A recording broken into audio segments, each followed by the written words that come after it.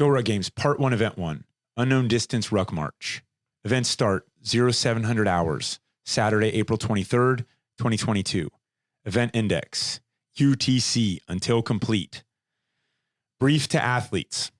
Athletes, you are being tested on your stamina, speed, and ability to conduct an unknown distance ruck march over a sandy and uneven terrain with a weighted rucksack that has your specified weight for your registered division, 45 pounds for males, 30 for females. It is highly recommended to move at the fastest pace possible. Also, flag leads the way. Athletes, between 200 and 400 meters, you will see 2 American flags.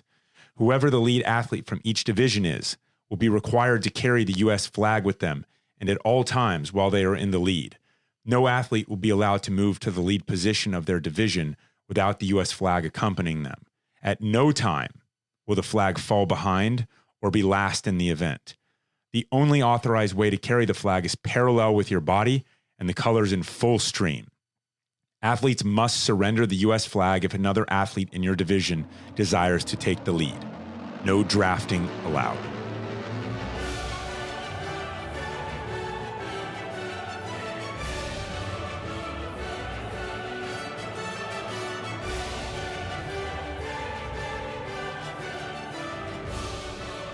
Welcome to Glorious Professionals. I'm Jason McCarthy.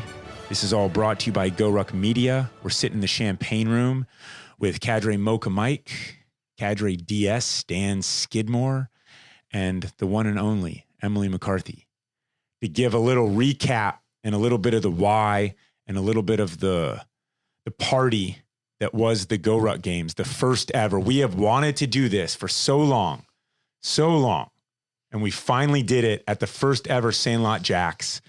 And here we are. We want to kind of go into a little bit, not burn down the mystique, because that's part of that's part of what honors our roots. But we want to go into a little bit so people kind of know why we do what we do. That's an important part of this. And let's dig in. Let's start out with this unknown distance, unknown time ruck march, which, by the way, that flagpole we were talking about, that was a custom build from our friends up at Rogue Fitness out of Columbus, Ohio, right? It weighed what, 20 pounds? 18 pounds exactly. 18 pounds exactly. So it wasn't just a normal flag. They had no idea that it weighed that. They walk us through what before, because Mocha, this is one of the great things. What happened before they stepped off? Well, one of the great things that we do in GORUCK and in the special operations is we do baptisms. And we did a baptism by water, bringing all the athletes in to the water to share that baptism, just like we are all born of a woman in a womb surrounded by water. I brought all the athletes in, not only to baptize them by water, but also to give them the true meaning of what the flag is, what the colors are, giving them the definitions and why it's so important. And I stress to them that, hey, you guys are like the stars in the field of blue. Each of you are an individual right now, but you have a common goal. And it's what brings the GORUCK community together. It's taking yourself past perceived limitations and stepping into the unknown, which is what Special Forces is all about. Did they do any singing? Oh, did they sing? We like to do, and it's kind of a thing I like to do at a lot of our events. It's always great to watch somebody sing the national anthem, but you get more pride out of singing it yourself. And it was what I thought was befitting to a GORUCK, our first ever GORUCK Games at the GORUCK Fit Festival, to sing the national anthem by athletes competing in the event. Not somebody singing it for them, but for them to sing it. Amen. And so the other part of this is, add some adversity to this. I mean, unknown distance, unknown time. We did this. This is what they did. And so our roots, I mean, special operations, yes, specifically special forces assessment and selection. When I was there, was take all instructions from the whiteboard. And the whiteboard sits out there and the cadre would come up and say, this is the time, place, uniform. And you'd show up, and sometimes you'd show up and the whiteboard had already changed and you had to go back and get something else. And you're doing what you don't know if you're going to ruck, run, stay overnight. You have no idea what's going on. And that is intentional. The mystique about what shoes am I supposed to wear and how many protein bars should I have on me and all that stuff. I mean, that's on you.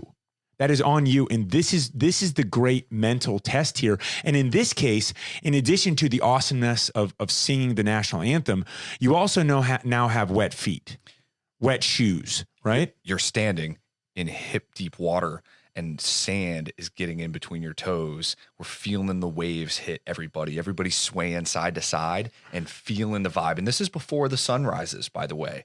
So it's getting all these guys in the right mood to really put out. And they have no idea what's coming, but they're ready to take on whatever challenge is thrown their way. They're itching at the Is this motivating or what? Yeah, man, Giving you chills right now. It was a special moment, captured and got everybody in the right mindset for the weekend. Hey, there was something else that was also uniquely done. Instead of starting them under an arch, Cadre Diaz had them start in the prone. Get in that sand, get down in that ground, start from the ground, because we start from, just like anything, we start at the bottom and we rise to the top. It was very symbolic. Pure grit, you know, the biggest thing here is grit. And I think if you look at GORUCK, man, are we the most polished company of all time? Well, so certain parts are raw, but man, well, it's raw, right? And that sand being right here next to the beach, like that's one way that we can feel it. And guys that went to combat dive school or have felt the sand in between their feet from the fields in Fort Bragg, North Carolina, like that's what we have, and it takes that first layer of skin off just nicely. And a lot of the athletes felt that, right? Chafing to start things off. Anyone who's done a GORUCK challenge event over the years knows that we've been doing this for over a decade. That you just don't know what's going to come, and it's going to be uncomfortable, and all the preparations that you made can kind of go out the window. So it's important you look at, you know, there are other competitions out there in the space, and we're aware of them, but what we're most aware of are our roots. And I'll be damned if we're going to dishonor those roots. And I know everyone in this room feels the exact same way. We are going to do this on our terms. We're also going to treat the athletes with utter respect, just like happens to you. When you toe the line at SFAS or at any of these other, you know, cool kids selections or whatever, I mean, there is a built-in respect for you for showing up. And that is part of honoring our roots as well. And that's really, really important to stress, because we're not here to play subjective games. The intentions are that this is also a mental challenge, and the uncertainty of what is going to be tested and how, and not being able to go off to the side for 3 hours and practice it or do all of those kinds of things. Like, no, you've got to be ready. And the reason why that honors our roots is because, first off, nobody cares what you can do fresh. You have to, you know, you have to ruck over the mountain and get to the other side to get to the target before, and then you have to fight, right? You might have blisters all over your feet. You might have all sorts of chafing all over the place. Maybe you rolled your ankle on the way over. So many maybes, right? And everything can go wrong, but you are still expected to fight. And that is something that we will bring to this event. That's a perfect way to put it. And the cadre and the participants are constantly going inside and outside of that instructor role or participant role. And so, but at the end of the day, it all boils down to respect and being a professional. Oh, right here on the Glorious Professionals podcast, right? And we have to be able to maintain that, and sometimes go into one mode and the other mode, and you don't really know what to expect either way. But that's one thing that we are going to afford, because at the end of the day, we're all on the same team. And when push comes to shove and the event is over, we need to look back and be proud of everything that we did and we said in our interactions, because that's where the magic happened this weekend for all of us, is our communication with friends and family and what we carry forward from this event. The community, and broadening that community to give the community what we have experienced as operators. Jason, you bring up a good point. It's, you know, the mystique is not arbitrary mind games. If you want arbitrary mind games, there's a lot of other events out there like that. Maybe that's for you. Uh, what's different about this is that it's rooted in a tried and tested way to prepare warriors for battle, and that these are not things that Jason invented, that Mocha invented, that DS invented, or any of the cadre. They are coming and transferring to the general population, to civilians, bridging a gap between the lessons that they have learned along the way. And I say that as an observer of this, having witnessed, Jason go through, the SF selection process, and also having gone through my own sort of more mentally trying selection process with the agency. It's like they've been doing this for decades. And why do we do that? To prepare you for the unknown mission, right? And the next evolution, that comes with a lot of fear. And you have to be able to overcome that little bit of fear in order to step up to the plate time and time again, because you never know, like, man, if you're on the mission, what the next door that you open up is going to lead to. And so you have to constantly be setting yourself up mentally to prepare for that. How do we transfer that over to a workout? Well, set type timelines, distances, weights, and throw some surprises in there. Like, hey, you're going to have to carry this flag for this heavy flag. It's not easy, but they figured out a way how and used some teamwork, and we made it as fair as possible. So. Okay, so we'll get into a little bit more of mindset and reasoning on, how we treat the athletes with respect, as we get towards, the progression. But I want to frame this a little bit in terms of what this is, right? Because you've got basically three kinds of pillars here. You've got obstacle course, right? Which for us was, in our case, was Nasty Nick. So you're testing balance, agility, speed, all of the explosiveness and an ability to just, to get it done. You've got strength and conditioning, which, the obstacle course was a Savage Race obstacle course. You've got Rogue, which is strength and conditioning equipment. So push, pull, drag, press, all of that kind of stuff. I mean, that's what, it was simple. They didn't have fancy gyms that they tested us in. There was no air conditioning. It was push, pull, drag. You can test a lot with that. Simple, right? Simple is really, there's beauty in that, in the simplicity. And that's just what we know. That's how we were forged. And then the third is, of course, GORUCK, which is what we view as foundational. You have to be able to move with weight, and anything else that you do, you're building your skill set of strength and conditioning and agility and balance on top of that. Because as mentioned, you have to ruck up the mountain and down the mountain, and then you have to fight. But importantly, you have to be able to carry that load. It's a primal movement that we are literally born to carry.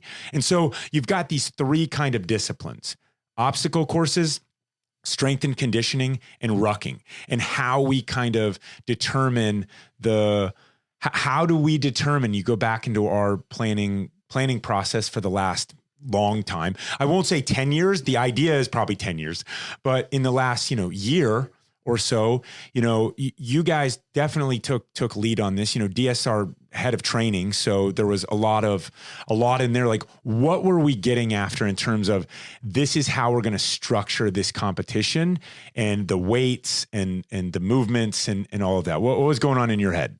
Well, we really wanted to challenge the fittest, strongest, fastest athletes that we can find, as well as the most determined as well, because all selection athletes, guys that have done GORUCK selection, man, if you want to come, put out your names in the hat.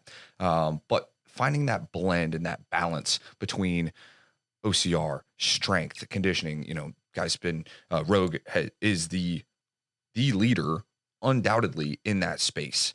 And so finding that blend to put our test, our spin, and give it that feeling with a little bit extra grit involved. That was our goal, right? And then also to make this attainable to everybody. The entire list of evolutions could be replicated on a fun weekend by you and your buddies in your driveway. And so you can come back, because GORUCK is a participation sport. You can do all this stuff. You can compare yourself, and then you have something to work towards, right? Not just yourself, yes, but also like, man, see what these community guys are doing. And I think there's something powerful about that, right? Yeah, like what is your 12-miler time after you go jump in the water and sing the national anthem to whoever is around in your neck of the woods, right? Now Go do it. Do it fresh. Sandy-filled socked feet. Do it fresh on your best day and then compare it, because you'll still be blown away at what a certain aspect of people can do, but also what you can do. And that's what I think we really need to get towards, is not showing you what we can do, right? But showing you what you can do with determination and training and a community to support you. Okay, so transition though. So we did this first event, unknown distance, unknown time, ruck march or ruck run. Right. We did that out at the beach. You know, they showed up an hour prior at GORUCK HQ and you guys moved them out to the beach. They did it. They did all the awesomeness. And then we transitioned to the field Saturday night at Sandlot JAX. And there was a lot of sandbags and strength and conditioning equipment, and they had to move a lot of it. And this was sort of still part of the kind of the qualification for the top 8. And the top 8 is the competitive bracket that we got to on Sunday. Single elimination, which there was some surprises that went down. Like 8 took out 1 on the female side. And so what was going on in your head, DS, as you're programming the weights and, you know, just on that side of it? Well, combine style, right? Everybody knows the NFL. Mocha sitting here with his son going to play football collegiately. And man, we need to be able to do these hard tasks, right? Move, lift yourself up over things, use the best gear on planet Earth, GORUCK gear, GORUCK equipment, right? And showcase what these athletes can do and balance. We keep hitting that. So we got a good snapshot from day one of long distance endurance, speed, the standing power throw that the Army does worldwide. They've adopted that. It holds a huge amount of value. And so all these athletes are completing that to give us a snapshot of who they are and what they complete. And then going on to day 2, then they have to perform on the obstacle course. Because like you said, nobody cares what you can do fresh, sweetheart. We want to get some work in and then see how it goes. And we got that. So a lot of push, pull, drag, carry on Saturday afternoon led to, you know, everyone. And now they knew their standings before the obstacle course race. Right before that. And so they knew that the top 8 advance, and that's what's up. And so then everybody does the obstacle course. And I mean, we were tested on that. Nasty Nick and others, right? Nasty Nick, Darby Queen. Yeah, we were tested on that. It's a confidence course. It also, I mean, it will build confidence when you prove to yourself that, yeah, you might leave a piece of your soul and some of the skin on your hands on there, right? But that's just that's your offering to the gods for the confidence that you gain from going through that. So, and that moved. Talk about what happened on the male side there with the 8-9. There were some mix-ups, points wise, and it shook out how it shook out. And there was a 8 scored events. There was a little change, unpredictable, but man, like everybody went through it, and that was the final test. So it could have gone any other way, but there were some changes, and nobody could predict that. But the best men were left at the top 8. You'd love to take 12 guys, 15 guys. You never want to see anybody have to stop, but these are the rules, and this is the cut. So it was cool to see. Mental perseverance, being able to fight through some of those obstacles. I mean, it was not an easy course. I mean, you know, and so you did see, I mean, I will say, because I was bouncing around a lot, and you guys did an excellent job. I'm really proud of you for the work that you did. And what I loved was the feedback from the athletes that they were treated with respect, because that was so important to all of us, and they felt that. It's one thing to try to do something. It's another thing to get validated back that we did that. So the thing that we were big on was, you know, we've talked for a long time about competition breeds excellence. And it's one thing to go through these kind of combine style, you know, you're exercising, right? And you're trying to get the best score, and then that score leads to something else. But because we promised more grit, I mean, we just always wanted to see mano a mano, right? And so that is the format. That is a great format, and we love it. And Dan Plants has been talking about competition breeds excellence forever, and that's just how it is. You're on the guys you're on the team with. You're always trying to one up each other, and this just brings that to light. So you have the top 8 qualify, and then you're just in a seed, right? 1 versus 8. Here's the first deal. Go. And we saw an upset on the female side. On the male side, we saw Hunter kind of move through pretty in a dominant fashion. Explosive way. Yeah. But what you do see is you're lined up, you're doing the same thing against the person who's there. And you saw also on the female side, there was one of the iterations where one of the females couldn't get that final rope climb, because her grip strength was shot. And so you've got this kind of, she was way ahead, but just couldn't get it and was just failing. I mean, you hate to see it, but it's also something that happens, And so then talk about, because there was, 2 like that, push, pull, drag style carry stuff. And then let's talk about the finals. Let's talk about grappling, and let's talk about how GORUCK is not the grappling company. We are the rucking company, but you got to get to the fight, right? And at the end of the day, we did a lot of walking, we did a lot of pushing and pulling, but we wanted to see King of the Hill, and we at some point embrace our violence, right? And we also have a tactical side where we teach people, hey, how to fight, how to protect yourself. This is vitally important, and a lot of these guys, some of them came in with significant grappling experience. We have that amongst our ranks, right? You're a killer. Cadre are fighters, right? And the women warriors that are alongside of us, they are as well, right? That's right. What we breed.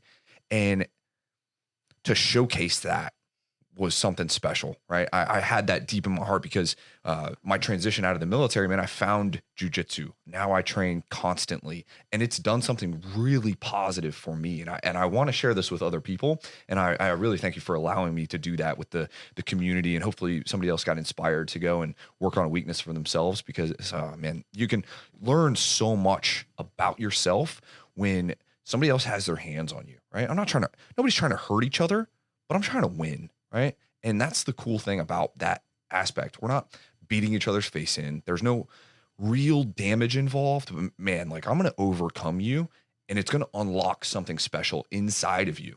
And we needed that here.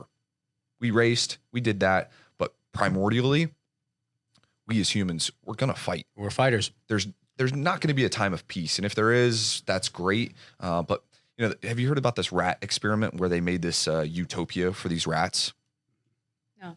Tell us. They made it really nice, right? Gave them all the food, all the sex they could handle. They set them up in great little houses, and these rats started eating each other. They could not have a utopia. And at some level, we're like that, right? I mean, at some point, we create our own stress, our own troubles. If you have the best life, if you're super chill, you know what's going to happen? Your body's going to get fat and soft and weak, and you're going to break down, as opposed to going out, seeking out these hard things that sharpens your blade. And that's, I think, something that we do here every weekend in parks around the world with our cadre and with our participants. We set up these opportunities for people to come and push themselves. And man, like, this is just the next evolution that we're all embracing. And we're not all about grappling, like I said, but boy, sometimes you gotta get to the fight. It's just like in tactical shooting, you've got to eventually put yourself under some stress. You have to test yourself. And in today's society, when we're getting away and trying to Instagram it out of ourselves, we're bringing that back to us. And Dan, I've heard this from GORUCK, GORUCK people for years now. It's that the challenge they did, the tactical event, whatever they did, woke them up. It woke them up to some realities, sometimes painful ones, that they were not where they needed to be. I personally had this moment a few years ago at the Bragg Heavy when there was a terrible workout that involved some body dragging, and I was supposed to drag this person that was a lot heavier than me, but in my mind all I could think of was that I'm unable to do this and it went directly to that moment of like, my house is on fire and I have 3 kids I have to get out. What am I going to do? And I was feeling sorry for myself because I had a baby, like 6 months ago. And I was like, oh, I'm just going to, ease back into it. And I was like, it was a switch. And I said, I don't have time to waste. I got to start now to wait, to prepare for that moment. I believe it's the little things that are said, whether it's breathe, focus, little cadre cues. And we all get it, right? People come back after they might have quit and then they come back and they succeed. That's where the real beauty is. And then, man, for you, like, you've identified that weakness, that fail point in your mind, and you have to train with emotion. You put some value there. And when you shoot, hey, you're not just putting holes in paper. Like, the next time you do this might be for real. And then for the competitive side, for the men, speaking from the men, you got Hunter. He's a longtime grappler, right? He's throwing around some bodies. And then Newbie, and he had never really gotten physical before. He's a runner. But you know what? He stepped into that ring time after time, and he left. His face was bruised. He was a little bloody. But boy, he's going to go back, and I guarantee he's going to train. He got a great experience. And then now he's identified, because he's already as strong as humanly can be. He's fast. But he's identified an area where he can improve upon himself. And if we can give those little tokens for life improvement, I'm happy with that. And that's fulfilling what we need to be doing on the cadre side, to challenge, train, and test people all the time.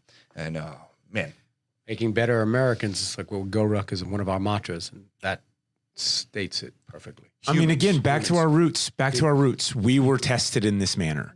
And look, we're not building operators. We're honoring our roots, and it's on the table. I mean, what we're not promising in terms of next year, because there will be a next year. When Hunter won, he's like, man, I was about to retire, but if you're going to bring this back again next year, I'll come back again and defend my title. I'm like, it's coming back. This was awesome. I got goosebumps thinking about, and I want to put this out there publicly, because DS brought this to me with Mocha, and my initial reaction was, no, right? This is a terrible idea. Yeah, because it's just not something. I mean, this is a fitness, and my mind went, and I brought it back to our roots. But this is a fitness test or something. But this is the GORUCK Games.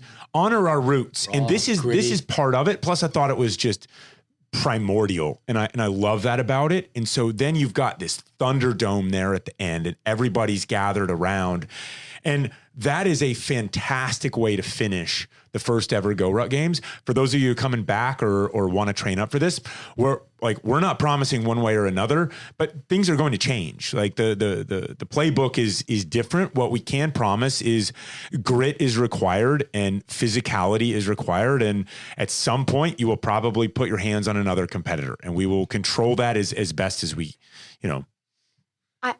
Not to knock CrossFit, because I think CrossFit does wonderful things and trains the whole body and brings people together.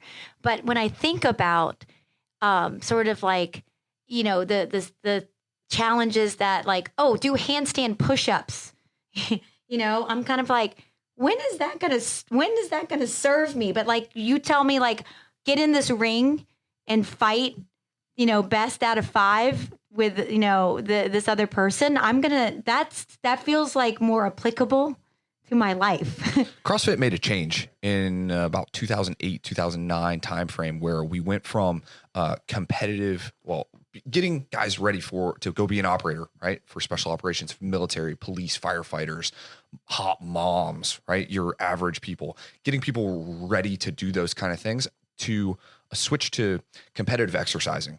And that is it comes with beauty and also some limitations. And it's really tough to make that switch and do both really well. And they did the competitive exercising really well. Yeah. And we need to honor. They still do. No doubt about it. And they honor their roots well. This is different. It's a small shift, and it can be brought back because we need to honor the warrior culture. CrossFit's roots were in the military. Absolutely, right? It's great for everybody. Yeah. But for this test, we wanted to bring it back, right? In a smart, safe, controlled, violent way.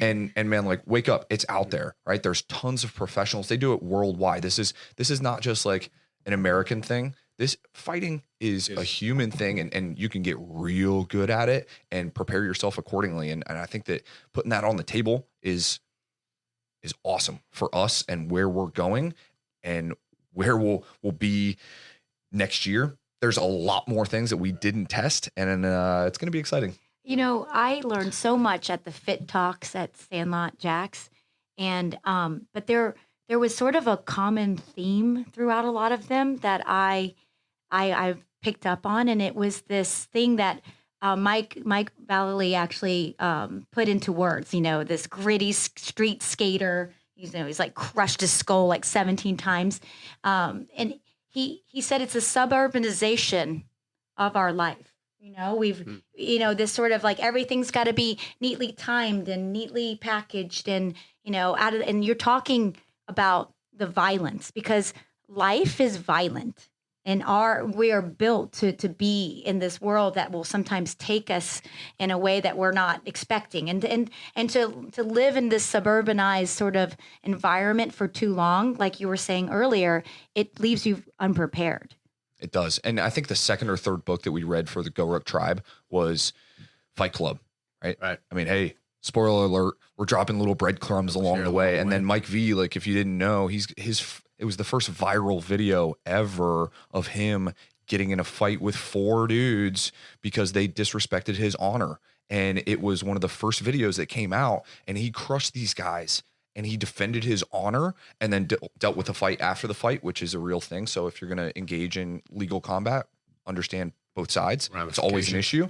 So I'm not saying like go out and beat people up or have that side. The opposite, but be ready. Yeah, but be ready, and you know the whole garden and the warrior in the garden kind of thing. Like train for it, because the bad guy chooses when, where, and the intensity of the fight. Always at GORUCK, the Cadre chooses. But in real life, when you step outside that door, like you never know. And so why not be prepared as opposed to standing there, you know, with your open hands and you're like, well, what just happened to me? Or even worse. The other breadcrumb we dropped, which I found to be quite fun, was we had Tim Kennedy leading a fight class and a grappling class while all the athletes were right next door doing the obstacle course. So they were watching one of the best fighters on the planet, right? Give classes on this right there. And that was on the books. Right. That was on the books for the whole public to see that was happening.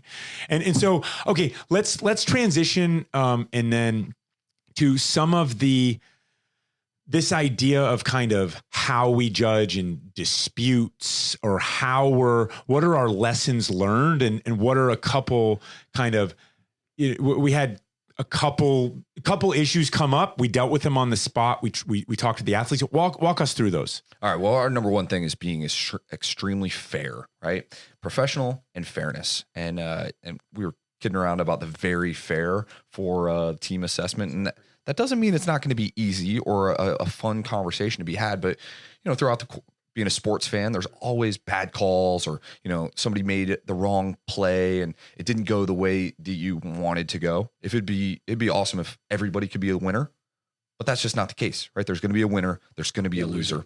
And we couldn't get through 80 some athletes and a bunch of evolutions without somebody saying, hey, I got this many reps. And so talk about the pull-ups first. All right. So we had a guy blow by blow. We had a guy come up, and the judge gauged 21 pull-ups, a strict standard. And then he brought it to our attention afterwards that somebody had videoed his reps. He did 25, but at least a few of them were not to our standard, right? And he's got 2 judges watching him. He brought it back to us. We had a conversation. We looked at it, reviewed the video, and then adjusted his score, right, accordingly. Now, this isn't something we can always do. We don't have like 10 different angles like the NFL does, but we're going to do the right thing by the athletes and by everybody, because at the end of the day, man, we're working off of trust and understanding and integrity, and we want to do the right things. Nobody's out to get any of these guys. There's no grudges to be had. And in the fog of war, in the heat of battle, like some numbers get mixed up, right? But if we can go back and do the right thing, I think that we'll always do that and take the high ground, because that's where wars are won, and we can make up the most amount of ground there. So this idea of, look, if you're an athlete and you come here and you have a dispute, you raise your hand immediately. Yeah, let us know. right? I mean, we're here. We're not trying to just hide behind hats and sunglasses. I mean, it just happens to be awesome and free in Florida. We promised you all the awesome sunshine and you got it, right? And so bring that immediately. This is a pretty standard practice in sports, right? And so now let's talk about the final grappling match on the female side, and Katie and Chris.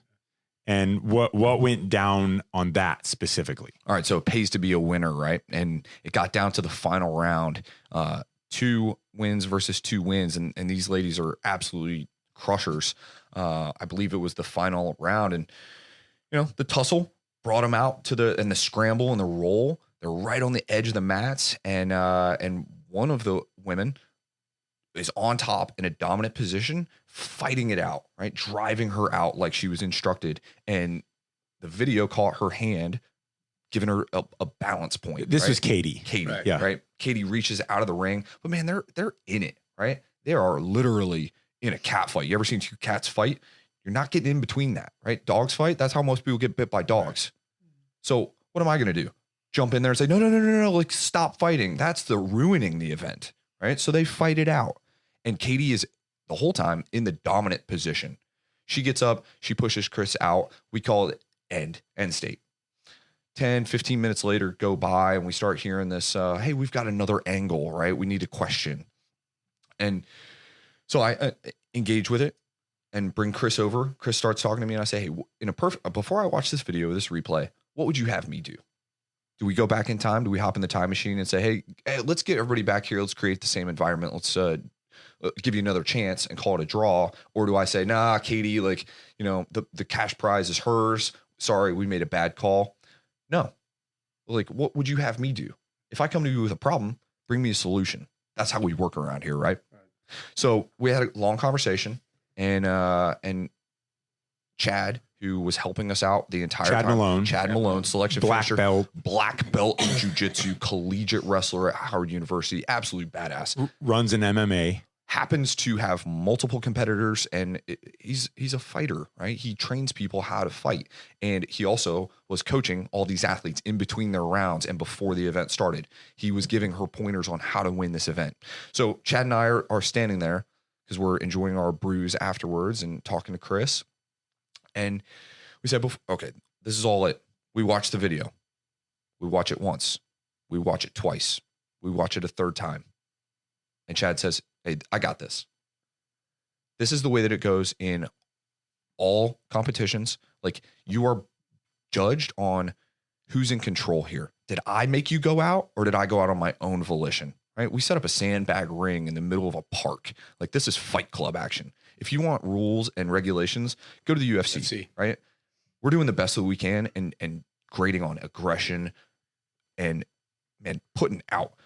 At the end of the day, we talked it out with Chris. She understood, and that was great, man. I think, and having that conversation and not just saying, nah, like the choice was made. Sorry, come back next year. Like, we want to give these guys the respect that they deserve and honor the environment of the competitor, right? Because this is what they do, right? This is what they love.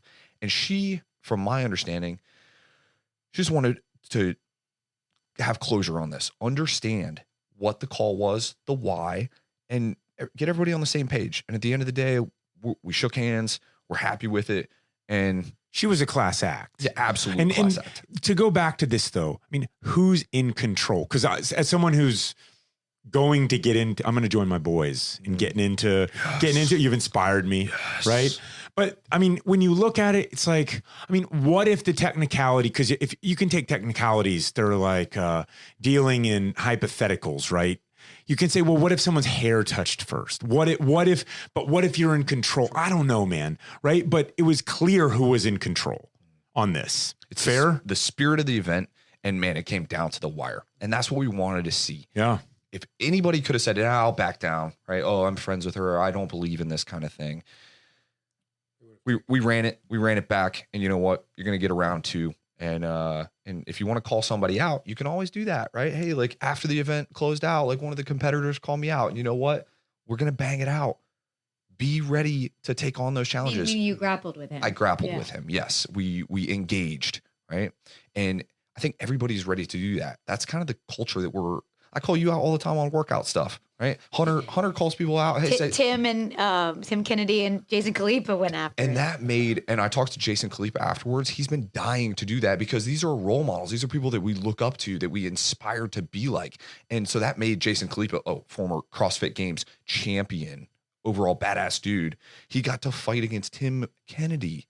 Like, this is validation for what we do. And you know what? They had a great time. They learned from each other, and there's respect. And that's what we're shooting for here. And every GORUCK event that is like microcosm of leadership and team building and respect and intent and resolve, man, that's what we're going for. And making each other better. And then Tim had a really nice vantage point on this about Jason. It was a fantastic note that he wrote. It basically said, look, I mean, I'm a professional fighter. I think he was 4th in the world when he stopped professional fighting for a minute to go join the Green Berets, right? To go on to more professional fighting. Yeah. And he's like, look, Jason Khalipa he's like, I'm at this crazy GORUCK event. There's thousands of people around. Everybody's got cameras. And Jason Khalipa wants to put his ego off to the side and come on my turf and, roll a little bit, learn a little something. I'm probably going to beat him. He basically is the implication. He was very gracious about it though. And it's like, that's how you learn. I mean, everybody kind of knows in that situation that Tim Kennedy is going to defeat Jason Khalipa. Jason Khalipa is a muscle and he is a hell of a competitor, but you're looking at one of the best fighters on the planet. And I chatted with both of them because they were all hugs at an after party that night. And, they were just, so gracious about the whole thing. And like, this is what it is, man. Iron sharpens iron, and they sharpened each other. And I just think it's just fantastic. That's the American spirit. And you can feel it. You could feel it on those mats. You could feel it at the whole festival. You could feel the excitement to be around other people. You could feel the excitement to challenge each other. You could feel the excitement to just have some fun together. And it was just this great vibe that I'm really proud of not only all of you in this room, but our whole team, and grateful to all the people who came, because the vibe came from the people who came. Absolutely. Just like any GORUCK event, it is the core is our people. So next year it's happening. We're working through some details. Expect surprises. It's going to be grittier. And I will say at first, because I did tell this to a couple of people, so I want to kind of put it out fully, that I was thoroughly impressed with the strength of the obstacle course racing athletes. I was expecting them to not be as strong and to do really well on the obstacle course stuff. And they were fantastic on the male and the female side. And I was they earned a lot of respect, and from me. And I was just really impressed with the people who showed up. And I thought it was just a great way to honor their training and put a little bit of test in the training from our roots. These people are really on the outliers of what human performance can do, right? Strength, speed, endurance, bringing all those people together. This is amazing. And there's generations of people, and it keeps getting better. They keep getting better. One thing that we test inside of GORUCK is maybe a little longer event, right? What's your resolve for 12 hours, 24 hours? And so, not that we're trying to do that here, but we saw a lot of GORUCK athletes come out, and that was a little difference. And those are team building as well, right? Where you're learning to like work with other people. Absolutely. There's always that, but we've got racers. And then we also had some hobbyist athletes just come out, and they got truly humbled. But man, it's really cool to see everybody pushing themselves and what the human form is capable of doing. And I think that it's going to continue to evolve. Across a lot of different stuff. Oh yeah. Because that's the thing, right? And this is what, people in some of these panels, just to tie this in, and we'll put a bow tie on this, but they're like, expect me to be the ruck guy, right? And that's fine, right? But I believe that the most important thing we can do is be more active. Because once you are more active, you'll be more active in all areas of your life. So it happens to be that I think we should walk more steps. You should add a rucksack on.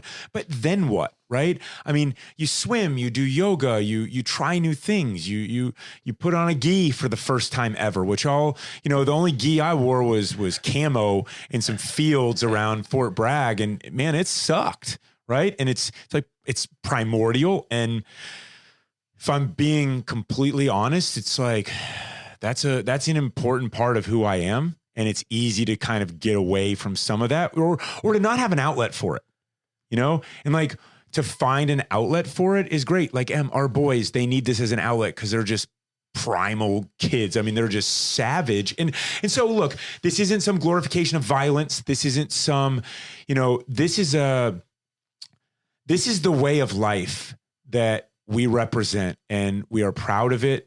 We are proud to honor that. That is the most important thing to us. So we are calculating in the information that we release and in the information that we do not release. And there's two primary sources of feedback that we will take on how we conduct these games. The first comes from those in the special operations community who are on the inside behind the curtain. And they will say, did we honor our roots? Yes or no? And when we can look at ourselves in the mirror, all of us, and say we honored our roots, and not only just in what we choose, but in how we conduct ourselves. And the second feedback that we will take is from the athletes themselves, because they're the ones going through the gauntlet. And, that can be something that we will get feedback, and we will listen to that feedback. It doesn't mean that we're going to all of a sudden change our stripes, because the most important thing is we will honor our roots. But we are happy to have this conversation and say we are calculating in this kind of the mystique. That is part of our roots. And so what did I call it out there? You called it transparent mystique. Transparent mystique. We're making up all sorts of stuff here, right? Sounds like lingerie. Yeah. So anyway, before we wrap up, you got something, Mocha. What's up? I just wanted to say, this kind of goes back to the beginning of the speech I gave to the athletes and how we tied in the fighting, right? America wasn't built. We had to fight to get to America, to get us to where we were at. It didn't come easy. It was violent. It was horrifying at times. And it still is. We're fighting to stay together. So it ties in with who we are as a people and the organizations that each of us have come from. And not just the grappling, but when you see Everything. you see the competition, you see all of it. I mean, the human spirit is alive and well. And when you go out there and you feel it, you can smell it in the air. It's primal. And it takes us back to, the roots of special forces are the roots of human beings. This is just part of it. And so, in a safe and controlled manner, that's the way of life that we're about. So we're gonna do that. We're gonna see unexpected stuff next year. Amen. More of it. Amen. And grittier. All right, to everyone out there, thank you so much for listening to the Glorious Professionals podcast.